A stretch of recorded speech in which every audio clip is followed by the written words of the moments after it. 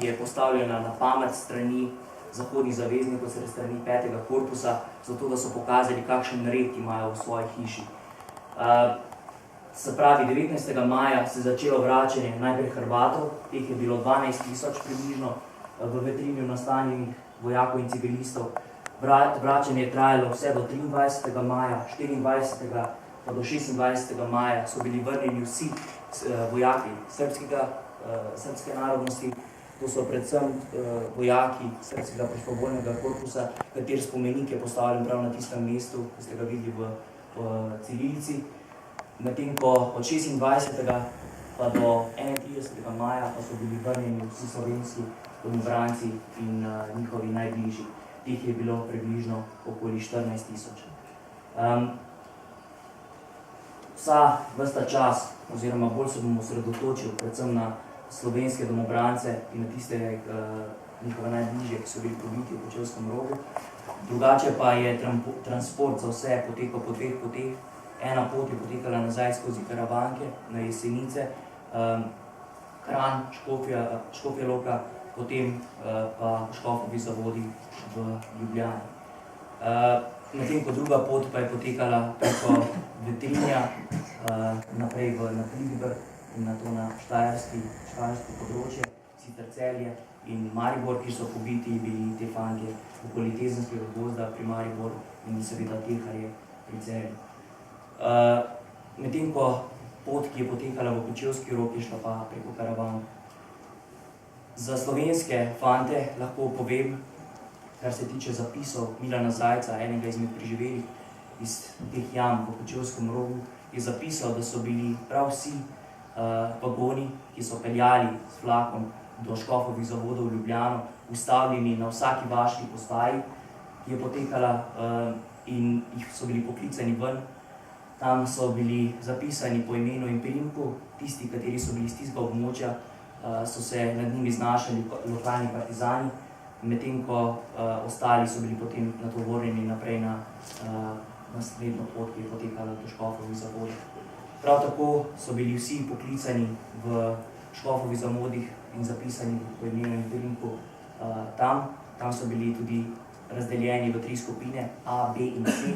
V skupini A so bili vsi tisti domobranci, ki so bili najprej pri partizanih in so potem pribegli k domobrancem, teh je bilo približno 70%. Potem v B skupini so bili vsi tisti, ki so že vedno služili pri domobrancih, in potem C skupina so bili vsi tisti mlajši od 18 let. Približno 80% teh fantov je bila poslana domov in so preživeli to hudo morijo v Kočevskem Rogu in v drugih moriščih po Sloveniji. 20% teh pa leži v Kočevskem Rogu.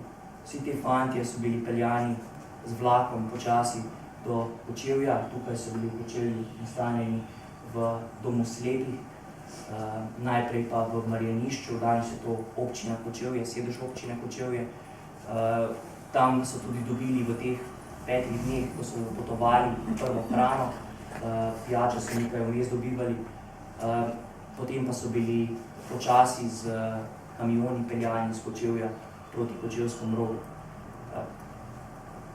Kot zanimivost lahko povem to, da Hrvate in Srbe so peljali v Kočevski Rog, prav tako na tovornjaki, vendar te so bili samo zvezani posamezno na rokah, dostojno, medtem ko slovenske domobrance so se slekli pred tem in jih zvezane zmetali kot hlode po 2 in 2 na tovornjaki in jih peljali v Kočevski Rog. Tukaj so bili slovenski domobranci pobiti na malce krut način, predvsem to, da so imeli na eni strani Breznali postavljen puškovni mitraljez, fantje pa so mogli teči proti jami, kateri na to so bili streljani s puškovnim mitraljezom.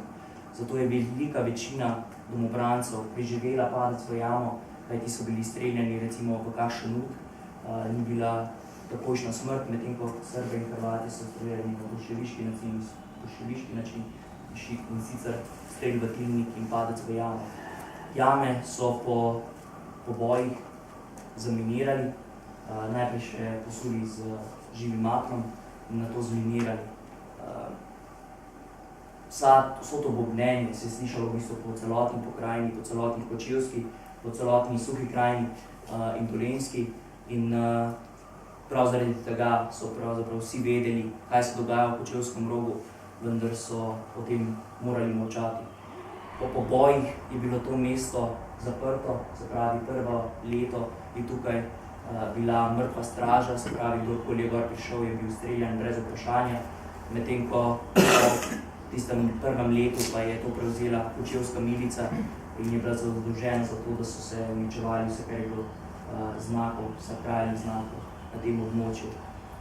Se pravi sveče, urezani križi in ribe v sama drevesa in to je bil naloga kočevske milice, da se to odstrani.